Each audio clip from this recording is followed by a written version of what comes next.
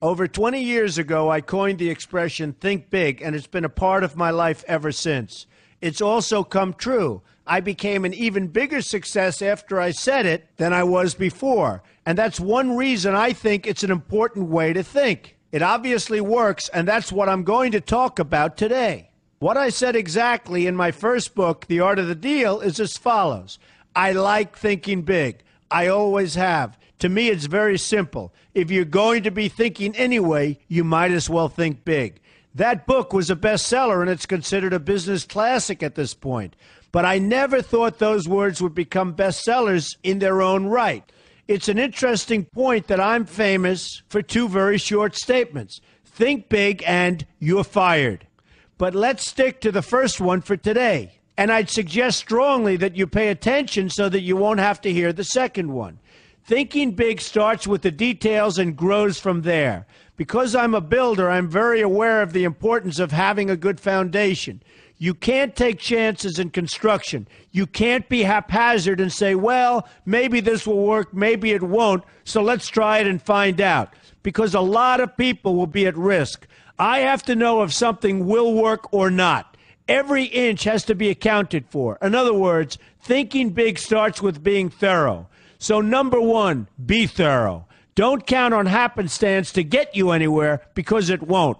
Number two, get a momentum going and keep your momentum going. You have to have big ideas, but you've got to have the energy to get them done, which can sometimes take a long time. If you don't have momentum, you will not have what it takes to get the job done. Patience alone isn't enough. I have a lawyer friend who used to refer to me as the reverse tornado who builds everything in his path.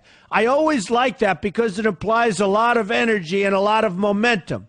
And that's exactly what it takes to get anything done. So keep your momentum going. Number three, stay focused. You have to stay focused. The minute you lose focus, you will also be losing your momentum. They go together, and you will accomplish a lot more, even amazing things, if you make sure you keep these two things working together for you. I've seen very talented people literally go down the drain because they couldn't seem to keep their focus long enough to get anything done.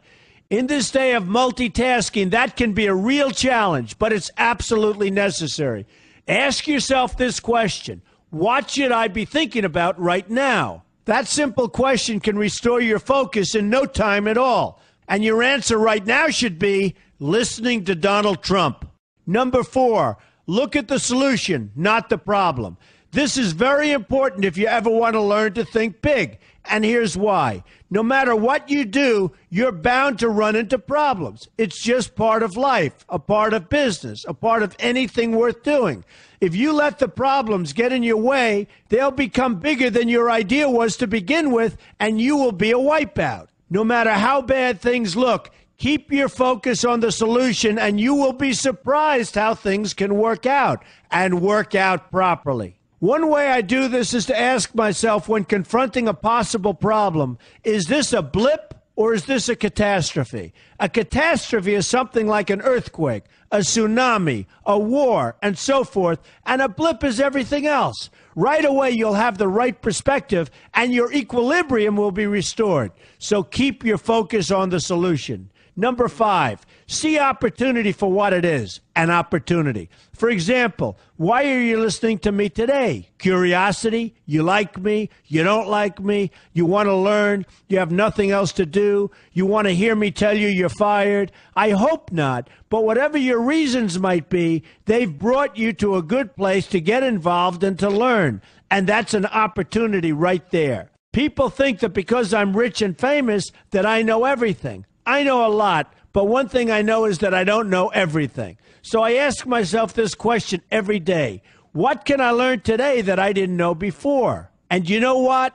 I learn something new every single day. That's a big reason for my success, and the same thing can apply to you. Take the time to see today as an opportunity, and you'll be surprised by what can come your way. Be open to new ideas, and you will be creating your own opportunities before too long. Number six, know everything you can about what you're doing. That's a good way to cover your bases. Another good way is to read the book Robert Kiyosaki and I have written together, Why We Want You to Be Rich. It's about covering your bases and knowing what's going on. I remember when some guys came in to meet with me about a great idea they had for an atrium for a building on Wall Street. It was a beautiful idea except for one thing. None of them had thought about how the building would be supported around this fabulous atrium. They didn't take into account the steel columns that were necessary to support a 72-story building, a very big and embarrassing oversight that could have been avoided if they'd taken the time to think about what they were doing. Don't let that happen to you. Know what you're doing first. Number 7, be lucky. Remember the old saying, the harder I work, the luckier I get. Well, it happens to be true. It works for me, and I've encountered some pretty big successes. But this goes along with something that's absolutely necessary for great success.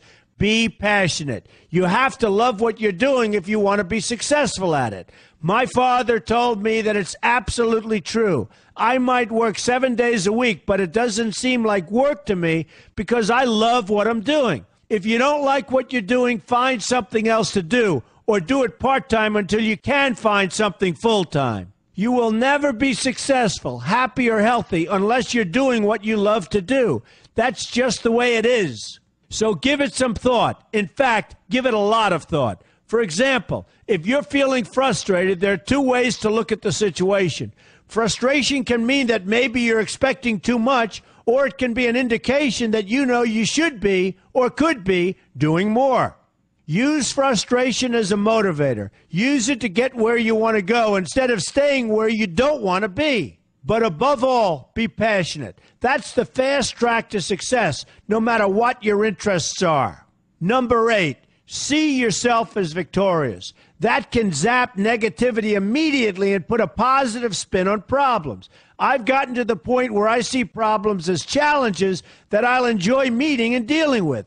My point here is that no matter what you do, you will encounter problems. Why not see them as challenges instead and know that you are more capable of dealing with them? That's positive thinking with a realistic slant. When I go into negotiations, I keep an open mind to what may happen. But I can tell you that there's already a done deal attitude on my part. I've already thought the process through to the extent that I know everything will be better off if they agree with what I've come up with because I've taken both sides into account. I enter the situation with a victorious attitude, and I've had enough victories to know that this attitude works. Use it.